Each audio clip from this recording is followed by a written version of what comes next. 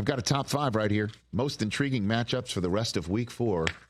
Hit it. High five. 1, 2, 3, 4, 5. Rich's top 5. There are some good ones, and there are some good ones that would be further down the list that didn't make the list.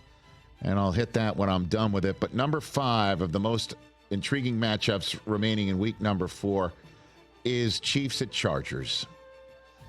Jim Harbaugh, home game. Second divisional game at home. Already won one against the Raiders. This is the one, though, in which he could put the calling card down. And, man, for him, I wish Rashawn Slater and Joe Alt were healthy. That would have been really interesting. And same thing with Justin Herbert, who was able to go last week in Pittsburgh and then didn't finish the game. That said, if there is any Jim Harbaugh moment that could possibly occur, it would be winning this game anyway. And seeing the Chiefs come in and being able to put their calling card down on the table and say, we're the defending champs here in Los Angeles, defending champs twice in a row, and nice, fun, warm and fuzzies you got here, Charger fans. But guess what? It's still the same old. It doesn't matter that you got a new coach. It's still not your moment. I can't wait. I'm going to go to this game, actually. I'm excited to see it. I'll be there in person. That's number 5 on this list. Number 4 on this list, the Eagles already went into the team that was undefeated in the NFC South in New Orleans and came out with the win.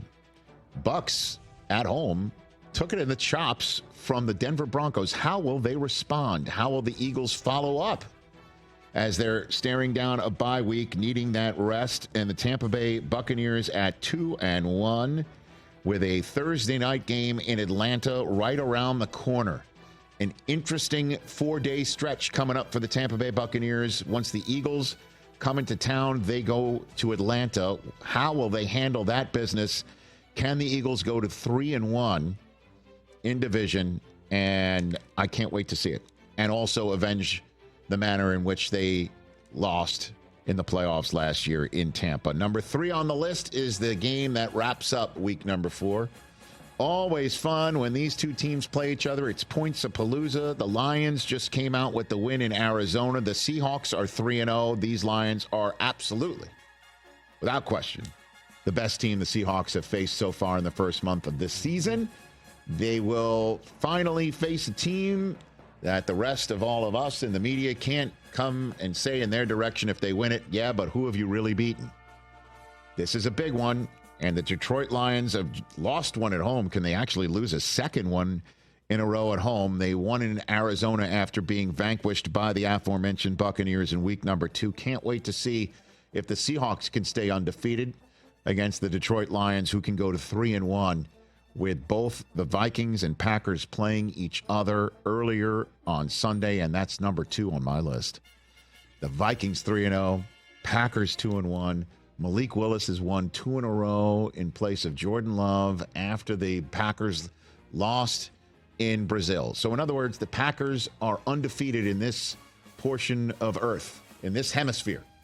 They're undefeated with Malik Willis. They're undefeated in the Northern Hemisphere.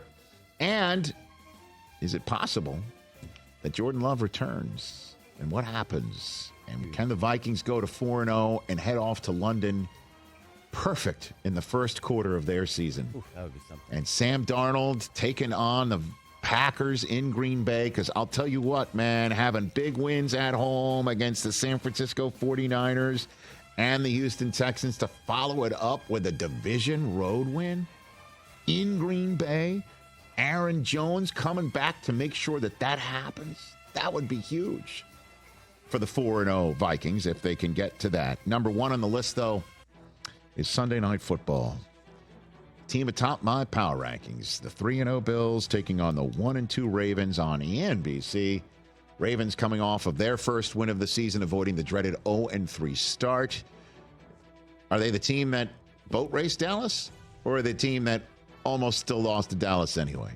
Are they the team that had the Kansas City Chiefs right where they wanted them? Or are they the team that just ultimately had not all the breaks and also made enough mistakes that they couldn't come up with the win? Are they the team that opened up well in the first 3 quarters of their game against the Vegas Raiders, or are they the team that blew it against the team that got blown out the following week by Andy Dalton in Carolina, which supposedly couldn't tie their shoes before walking into that building? Who are the Ravens? And one way to basically say we're still the 1 seed is to take down the number 1 seed on my current power rankings. Not to make it about myself or my silly power rankings, but I'm just trying to make a point that the Bills are pretty damn good. Yeah. And in the minds of some, best team in the NFL coming into this game against the Baltimore Ravens. That's number 1 on my top 5 games. We need one more. All right, for the rest of the week. We'll get one more. I'll give you one more. I almost put Washington and Arizona on this one. Almost did it. Trey McBride out on Sunday. Okay. Almost put, because I just want to see Jaden Daniels follow it up. Yeah. And by the way, to go on the road all the way across the country in a short week, that usually helps the home team that's sitting at home, chilling out. I know Trey McBride being out is not helpful. A Cliff Kingsbury revenge game. Hey, now. You know? Why not? But I didn't do it. This is the most underrated rivalry in professional football. Nobody talks about it like it's the Bears and Packers or Jets and Patriots or Cowboys and fill in the blank.